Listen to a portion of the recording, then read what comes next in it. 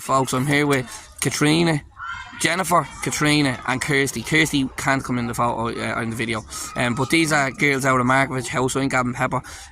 We'll start with this morning. This is about the attempted child abduction here in Margaret's house this morning. Jennifer, what happened with you this morning? So 8 o'clock this morning I came out my door and I noticed a man, he was foreign, came in the gate. So he just looked really suspicious. There was a child on a swing where I think it was our auntie. So he's walked around her, walked over to the kids' prams and left. And then at 3 o'clock today, I heard commotion out the back and I went out and it was the same man. Apparently tried to, he was looking in windows and something happened to the girl outside. So we rang the police because there was loads of kids in the playground because there was no men around. There was literally kids and a few women. About 3 o'clock to tell them, and basically there was 3-4 phone calls from the complex and they never done anything about it. And then later on we heard that down on the docklands that he tried to abduct one of the kids from the area. Right. And she's the little girl, which then Kirsty will be able to tell you about that. Right. Well, what happened today at 3 o'clock? This is Jennifer. This is Katrina first before Kirsty. Coming back and I was just looked at my window for I don't know why, and I just seen his face was planted in the railings looking in the elderly neighbour next to me and then mine. I shouted out the window, obviously couldn't understand me, so I went out to the lane. I said, fuck off away from here, there's no the kids, and don't be looking in the window. Sorry for cursing. I said, don't be looking in the window. So he didn't understand me. I came back in. That's when an elderly man went out. I said, go out and make sure he's alright. That's when he tried to grab me. I put myself to the ground so he couldn't grab me, and that's when. So he grabbed you, this fucking man? He grabbed me. Yeah, he grabbed me. He tried to grab me, and I put myself to the ground so he couldn't do that to me. And I jumped up. I said, fuck off away from me. Sorry. I said, get away from me, like. And that's when the car picked up and said, listen, leave her alone. And he stood there. We rang the police. Never told him. Right, now, Kirsty, the main issue. What happened? You were here. So what happened with the child? The attempt? Yeah, so we were all sitting in the flat where we live, and she was out with our older sister, and our older sister rang our ma and said that some man had tried to take the little girl, who's only 6, and we all ran down. We didn't know what we were kind of looking for. We just ran down to make sure she was all right. On the way down, she bumped into our ma, so she took her home, and then we just drove down anyways. And when I was walking around to like where the red poles are, this fella was walking towards me, pulling up his top and all, acting real weird. So I rang Sue and asked for a description of what he was wearing. So he had a black jumper on, black trousers, and like a tight shaved haircut. And when I was asking her the question, she said yeah. And then this same person kind of followed him, and he went over to a little boy. His ma had a twin pram, and he was standing at the side of the twin pram, and he was like, come here, and he picked the child up and tried to run.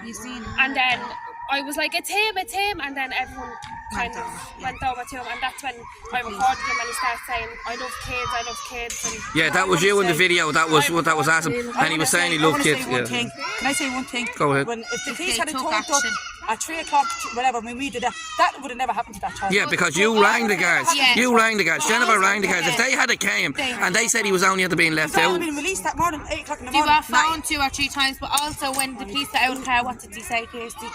someone heard them saying that you again, we only let you out this morning. So there you go. No, so 8 o'clock this morning he walked from Pearse Street Police Station to these flats. Yeah. So the guards had have arrested him this morning. He had been arrested. That child would have never happened. This country's a joke. No, we're seeing the videos of the man. There's the police arresting the man. Politicians don't care. Now, the local TD for the area is a Sinn Féin man, Chris Andrews. Can you tell me, girls, do you think he cares about the people? No, he doesn't care about people. He cares about his job, alright, but that's people. That's all I have to say on him. There you go. Well, look at, we're here in the flats. This is a playground. Now you have all the mothers. That gate there. He's at that gate, right beside the playground. Yeah, the playground's full of kids, like, do you know what I mean? He's coming closer as the kids are finishing school. It's like he was waiting around for the kids to finish school. So let's call a spade here. How fearful are you of these foreign men? I'm shaking now, look at him thinking about it. Rattling. This country's a I have joke. 3 kids, I have 3 daughters, I'm a single mother. Yeah, you're fearful of what you're and he's looking at my window. Like No. that woman didn't even notice him picking the child up.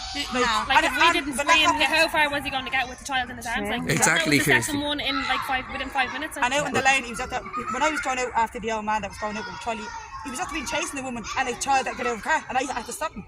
This is what's going on in the country. You ain't Gavin Pepper, and look at these women are brave. They're speaking out, and that's what we need. They're sick of it. Yeah, there you go. It's time to send all these illegals home, and the guards start doing their jobs. If the politicians' kids were in danger, this wouldn't be happening. Exactly. Well said. Well said. Exactly. Simon Harris doesn't care about who's outside. Yeah. Well said, girls. Thanks, Kirsty. Thanks, Lena. And thanks, Jenny. You're brave girls here in Markovich House. Look at the people have had enough.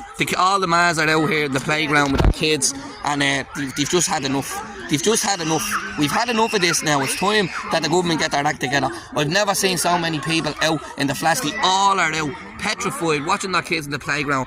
The days when you didn't have to do that, the kids could go out and play, are gone. The government is a joke. It's time to fix this. He forgot to tell us something really important. Kirsty, what else did this man do? Yeah, so when I stopped recording him, he walked off, and this man ran over and he was trying to ring the police, and I was explaining to him that he had tried to take 2 kids, and when I was explaining this, the other man that was on the phone trying to ring the guards seen him, he started touching himself and tried to expose himself to me, and the other man seen him doing that as well. So how old are your children as well, Kirsty? I have twins, they're 6, and I have a 8-year-old as well. There you go, folks, though. Try to expose themselves to the girl and all. This country's a joke. Yeah, it's a joke.